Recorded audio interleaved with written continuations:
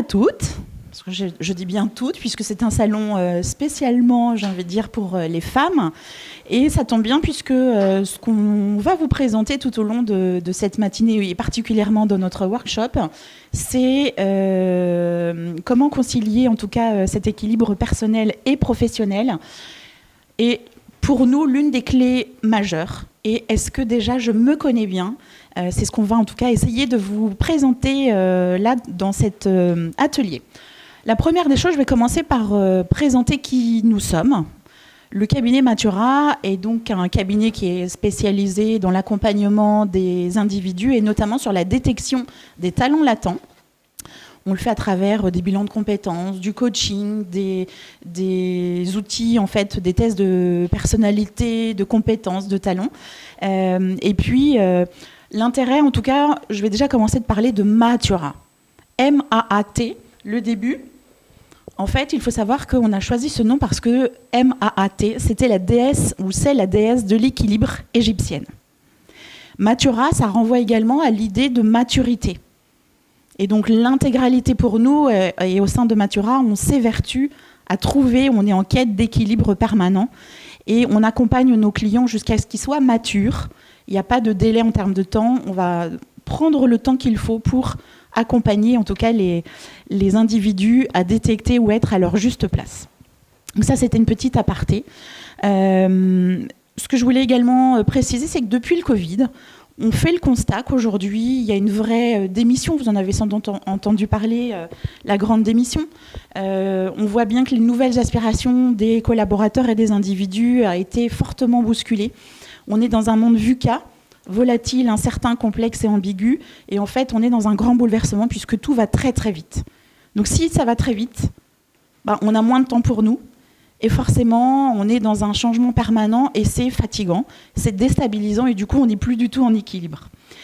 Et pourquoi je vous dis ça ? Tout simplement parce que moi, il y a un peu plus de 15 ans maintenant, j'ai fait un bilan de compétences. Et quelle déception de s'entendre dire à la fin du bilan, super, vous avez des compétences qui sont là où vous êtes et donc restez là où vous êtes. Waouh, je suis sortie, mais frustrée à souhait. Et donc derrière, moi j'ai travaillé, puisque j'ai d'abord une formation plutôt psycho du travail, ensuite j'ai aussi une formation en RH, et du coup je me suis dit que c'était pas possible de laisser les gens comme ça, de se dire que on a beau être, de pas se sentir à sa place et de se dire à la fin d'un bilan, parfait, vos compétences sont parfaites, restez là où vous êtes très bien. Quelle frustration. Et du coup, j'ai travaillé là-dessus pour pouvoir justement trouver une méthode et me dire, mais moi, j'ai vraiment envie de me sentir en équilibre et d'être à ma juste place en conciliant ma vie de famille, puisque j'ai 3 enfants, je suis aussi dirigeante. Et du coup, c'est vrai que trouver cet équilibre a été peut-être un peu fastidieux, mais l'intérêt, c'est de vous éclairer sur le sujet. Et justement, vous ne l'aurez pas ignoré, je suis accompagnée. Maud, en tout cas, m'a rejoint. Et du coup, est-ce que tu veux bien parler un petit peu de ton histoire avec Matura ? Bonjour à toutes et à tous. Donc moi, aujourd'hui, je tenais à vous préciser que j'interviens en tant que consultante RH et transition pro au sein de Matura. Mais avant tout, surtout pour vous dire que j'ai bénéficié d'un bilan de compétences. J'ai fait un accompagnement avec Matura et c'est Anne-Claude qui m'a accompagnée. Pour vous resituer un petit peu le contexte, 2020, période de Covid, voilà, je ne me sentais pas du tout à ma place et pas du tout en phase avec le poste que j'occupais. Et j'ai voulu profiter de la période de chômage partiel pour faire un bilan de compétences. Et c'est donc Anne-Claude qui m'a accompagnée. Ce bilan de compétences, il m'a vraiment permis de réfléchir, de prendre le temps et de mettre en avant mes priorités. C'est-à-dire qu'il m'a permis de mieux me connaître et mieux savoir comment je pouvais équilibrer ma vie perso et ma vie pro. Donc à travers des méthodes qu'Anne-Claude va vous expliquer après. À la fin du bilan de compétences, j'ai quitté mon poste parce que je me suis rendu compte qu'il y avait vraiment une différence, un écart entre les valeurs proposées par l'entreprise dans laquelle j'étais et mes propres valeurs. Et là, j'étais plus du tout en phase. Donc, c'est vraiment venu me heurter quand on a mis en avant, quand Anne-Claude m'a permis de mettre à plat tout ce qui me constituait, surtout par rapport à mes valeurs. J'ai quitté mon poste, j'ai pris un CDD parce que ça faisait beaucoup de choses, Covid, voilà, j'ai pris un CDD et puis à la fin de mon CDD, j'ai recontacté Anne-Claude, je me suis dit, allez, j'essaye, je verrai bien. Et Anne-Claude me dit, mais je cherche quelqu'un. Et c'est comme ça que je suis arrivée chez Matura. Voilà. Eh ben merci en tout cas pour ce témoignage. Et du coup, la méthode, tu vas en reparler tout à l'heure, mais en tout cas, la méthode que nous avons développée, elle repose sur 5 piliers fondamentaux. La première, c'est évidemment, on va quand même travailler sur vos compétences, puisque ça va être un socle qui va être important sur votre CV. Donc ça, ce sera le premier des piliers sur lesquels nous allons travailler. Ensuite, on va travailler plutôt sur ce que j'appelle, moi, les talents et la détection de votre potentiel. Ça me paraît important. Est-ce que tu veux ajouter quelque chose par rapport à la partie talent, potentiel ? Qu'est-ce que tu as trouvé ? Déjà, sur la partie déjà compétences, avec les exercices et la méthode, moi, ça m'a permis de bien confirmer et de voir que j'étais vraiment faite pour continuer dans l'accompagnement des personnes et des entreprises.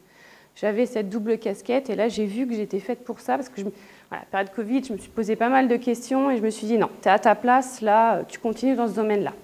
Par contre, la partie sur les talents et les potentiels, il y a des choses, je n'étais pas très très au clair et j'avais des petits doutes, je ne savais pas trop, mais par contre, là, la méthode et les outils qu'on a utilisés, là, ça m'a permis de mettre en avant le fait que j'étais capable de faire de la gestion de projet, de la coordination d'équipe, un peu de management. Je m'en doutais, mais je n'étais pas tout à fait sûre de moi. Et là, du coup, grâce aux outils et aux exercices, tu m'as dit, si, c'est possible. C'est possible. Et après, la partie compétences, talents, on a travaillé sur quelque chose qui est pour moi fondamental. C'est le côté passion, ou en tout cas vos appétences. Ce que vous faites en dehors du temps de travail, c'est justement ce qu'on a besoin de travailler sur cet équilibre perso-pro, le côté passion et les appétences. Je vais essayer, en tout cas, on va essayer d'aller chercher en tout cas des liens avec ce que vous appréciez faire en dehors du temps de travail pour essayer de trouver des liens ou des passerelles avec ce qu'on peut faire dans la vie professionnelle. Je ne suis pas en train de vous dire que si vous appréciez le tricot, demain vous allez monter. C'est pas ça que je suis en train de dire. J'ai un petit jeu de cartes. Alors j'ai les mains un peu encombrées, mais on pourra le regarder. On travaille sur les appétences et les passions avec un classement. Et si je vous donne juste un exemple, par exemple, de quelqu'un qui est passionné par la détection des métaux. En fait, c'était sa passion et tous les samedis, il allait chercher sur la plage, détecter les métaux. Je dis, mais qu'est-ce qui vous intéresse là-dedans ? Et c'est pas tant d'aller chercher des bijoux ou des choses que les touristes auraient oubliées en été. Il est passionné, en tout cas, par rechercher des vieilles pièces. Et je dis, du coup, vous en faites quoi ? Vous les revendez ? Ah non, c'est pas ça qui m'intéresse. C'est aller derrière sur Internet et chercher d'où vient la pièce. Et figurez-vous qu'aujourd'hui, il est dans un laboratoire de recherche et développement, parce qu'il est passionné par la recherche, il adore fouiller.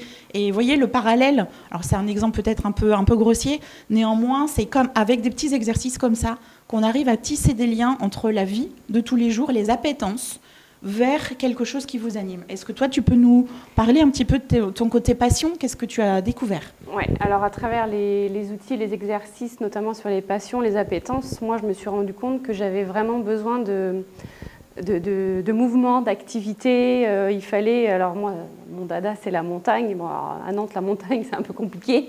Donc, il a fallu qu'on trouve des parallèles sur qu'est-ce que je peux faire pour me dépenser, pour prendre le temps d'aller faire de l'activité. Je suis très sportive, j'adore faire du sport.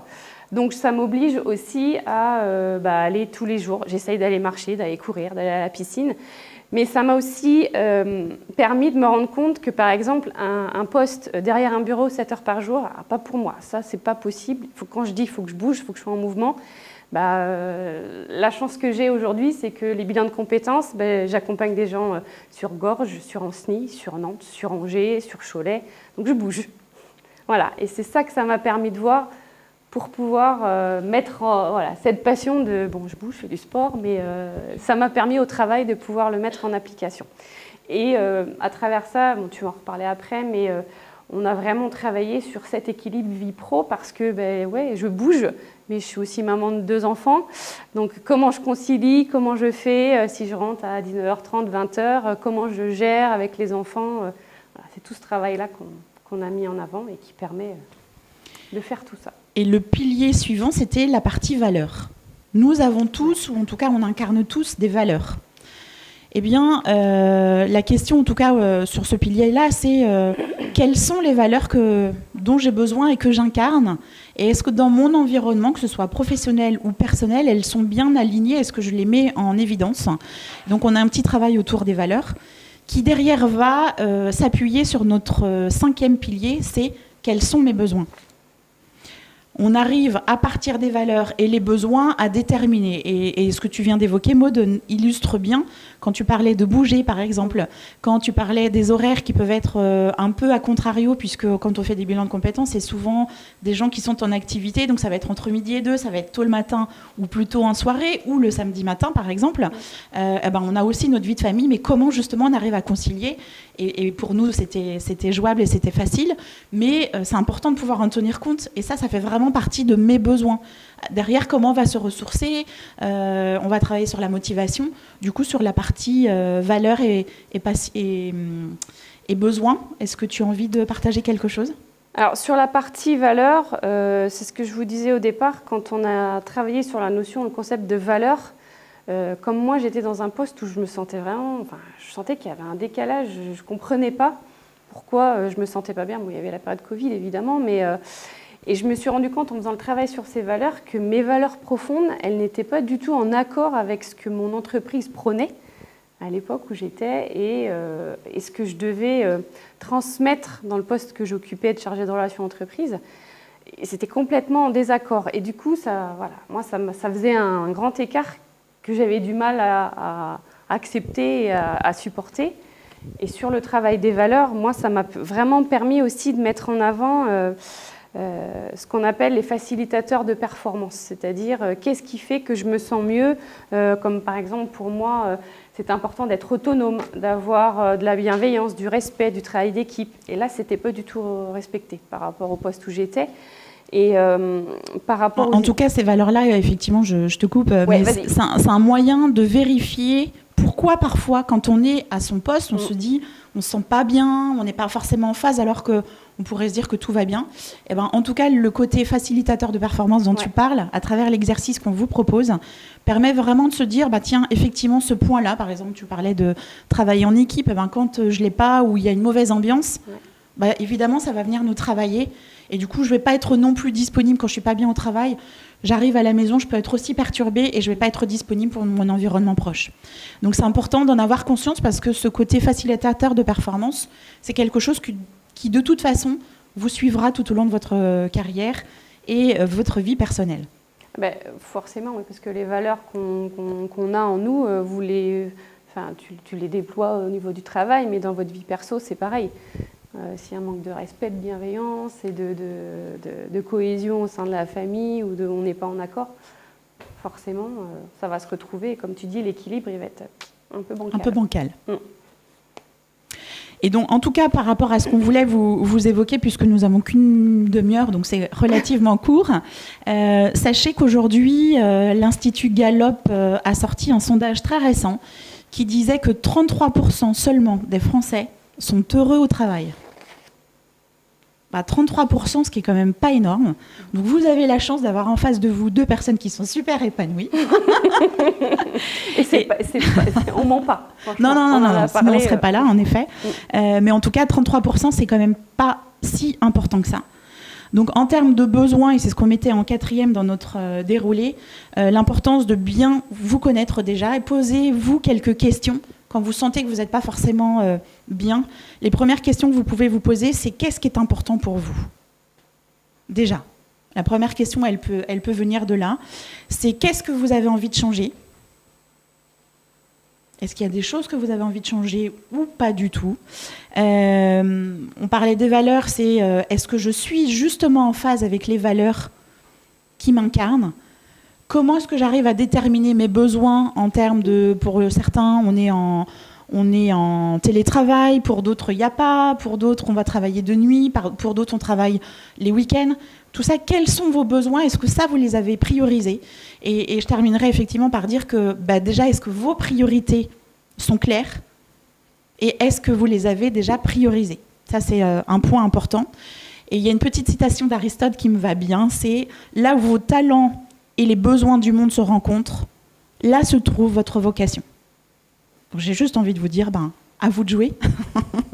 Et si vous voulez bien, s'il y a des questions, on va pouvoir y répondre, sachant que nous sommes également toute la journée présentes sur le salon, évidemment, avec dans la partie commune, sur l'espace accompagnement individuel, on a un stand, et puis cet après-midi, on aura, et donc vous pouvez prendre rendez-vous, possibilité de prendre un rendez-vous pour un mini-coaching.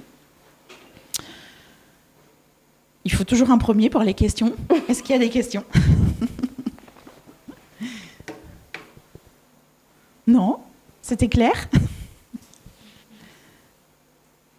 C'est pas facile de se lancer quand il y a du monde, mais faites comme si vous étiez tout seul.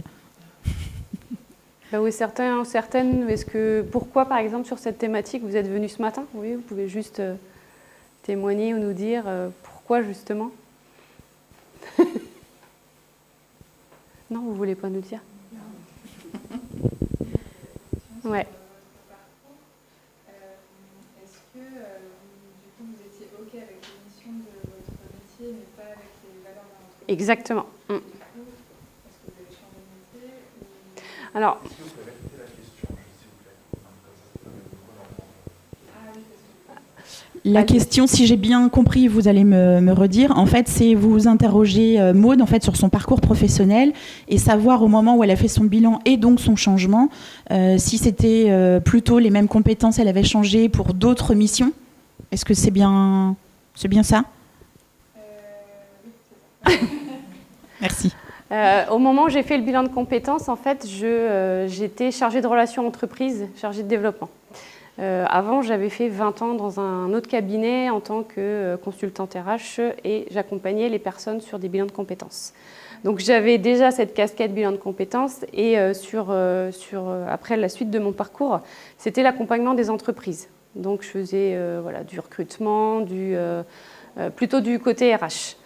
Et du coup, dans le cadre du bilan, on a vu qu'en fait, oui, j'étais à ma place. C'est-à-dire que l'accompagnement des personnes, alors sous plein de formes différentes, du recrutement, du bilan de compétences, c'était vraiment ce que j'aimais faire. Accompagner les gens, mettre en avant leurs compétences, leur parcours, et leur montrer qu'ils sont capables d'eux aussi.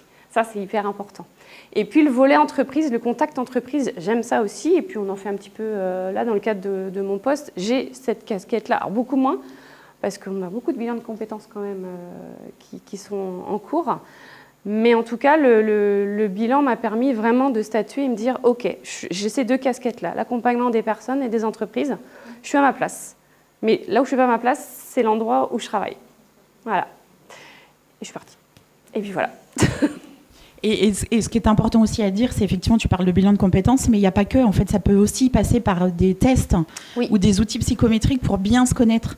Et si vous avez déjà fait un bilan, il n'y a pas forcément besoin de refaire un bilan. L'intérêt, c'est, quand on parle de bien se connaître, c'est à la fois sur la partie, je le répète, mais les piliers qu'on a, sur la partie compétence, sur la partie passion, sur la partie talent, justement, et comment on aligne les trois autour de ces thématiques-là pour justement se sentir à sa juste place et trouver justement...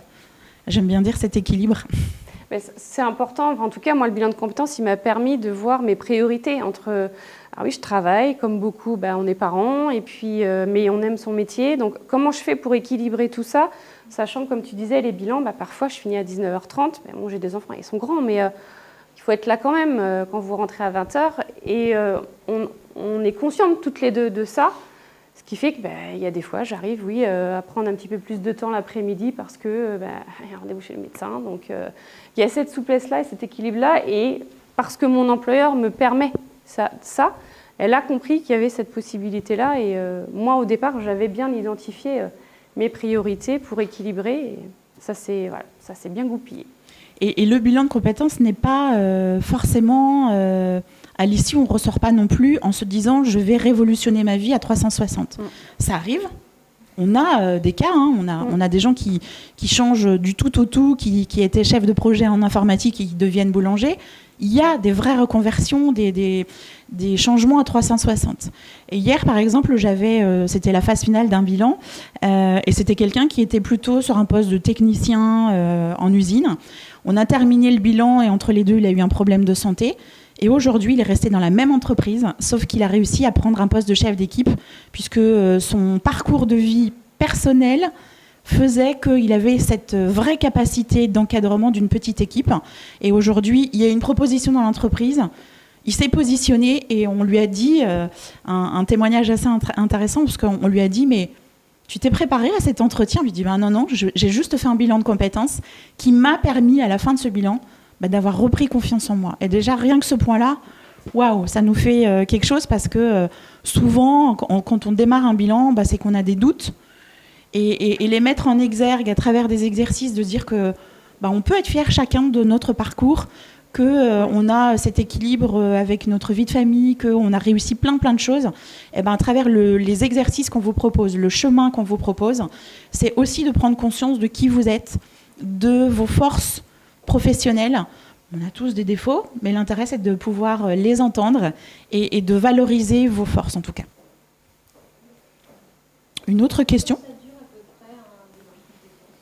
Alors, un bilan de compétences, on est sur 24 heures, donc vous avez du travail personnel.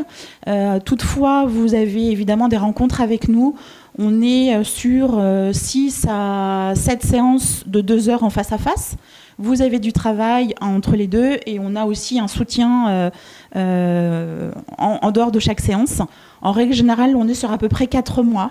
Le cas d'hier, ça a duré 8 mois parce qu'entre les deux, il a eu un souci de santé. J'ai envie de dire qu'on est quand même assez souple et on va s'adapter en fonction. À un moment donné, vous avez des recherches à faire. On a vraiment une posture de coach, de vous accompagner, ce qui fait que si on ne se voit pas tous les 15 jours, il y en a qui en ont besoin. Nous, c'est vraiment en fonction de comment vous avancez. Donc, en règle générale, on est plutôt sur 4 mois. Voilà. Exactement. Est-ce qu'il y a d'autres questions ? C'est très clair. Super. Et de toute façon, s'il y en avait d'autres, ce qu'on peut vous proposer, c'est de se voir, bien évidemment, sur le stand ou dans l'espace de rendez-vous cet après-midi. Merci. Et puis surtout, merci à vous de jouer.